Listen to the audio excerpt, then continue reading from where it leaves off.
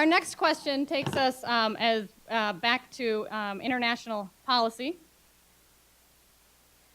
Our wars in Iraq and Afghanistan, I'm sorry, if Teresa Collette, if you'd be the first to answer the question. Our wars in Iraq and Afghanistan are costing us greatly in dollars and in soldiers' lives. What should the cost be for America to rebuild Iraq and Afghanistan? There is no question that our treasure, both financial and in human life, is being invested. And one of my concerns, in fact, is that we have not only undertaken to ensure the protection of the United States through those military actions, but we've engaged in nation building. And I think that part of this enterprise is not appropriate. The people of Afghanistan must rebuild their nation themselves, not the United States of America. John Stuart Mill said centuries ago that we cannot free a people who will not free themselves.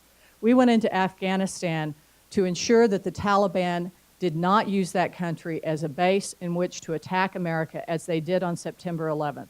When that mission is accomplished, we are done, and we should bring those soldiers home. Thank you. Steve Carlson, if you'd be the next to answer the same question. The wars in Iraq and Afghanistan are costing America thousands in soldiers' lives and in dollars.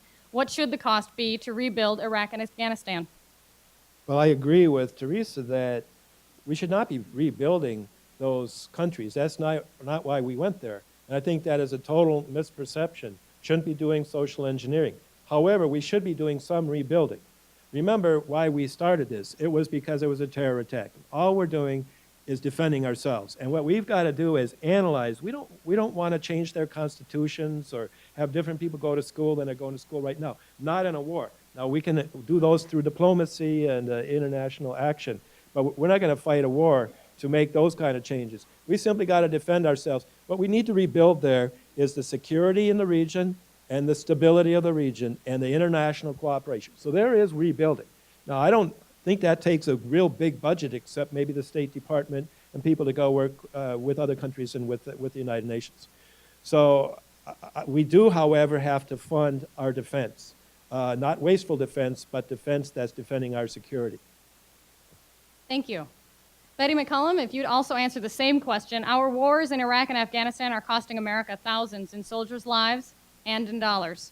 What should the cost be to rebuild Iraq and Afghanistan? Well, I went to a troop deployment this morning for some soldiers going off to Afghanistan to work with soldiers from Croatia to train soldiers in the Afghan army. And the Afghanis need to be responsible for building their own government.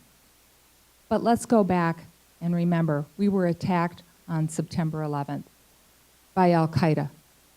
Al-Qaeda no longer poses a threat to the United States. We also were led into a war of choice, a preemptive war in Iraq, which was unnecessary. And while both of these wars were moving forward under President Bush, we had tax cuts. It was the first time in the history of our country that we had tax cuts at a time we went to war. I opposed that decision. It was wrong to burden our children with tax cuts at a time to go to war. Thank you. Steve Carlson has indicated an interest in a 30-second rebuttal. Okay, well, first of all, I think everybody agrees that Al-Qaeda still definitely does pose a threat. They're over there in Pakistan. We can't find bin Laden. They're destabilizing the Pakistani government. How we deal with that threat, that's a more complex question. But you can't just say, well, time to go home. Al-Qaeda went home.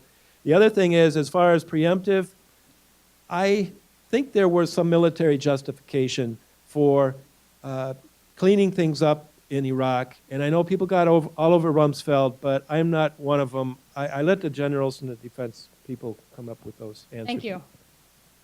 Betty McCollum has indicated an interest in a 30-second rebuttal.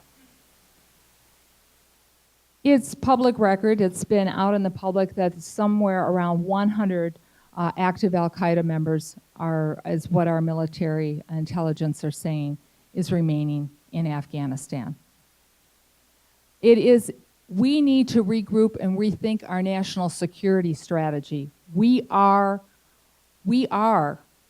in danger, but we are at a greater danger running up our deficit and trying to rebuild Afghanistan when the Afghani people don't even have a plan for how to do it themselves. We need to bring our troops home from Afghanistan. Thank you.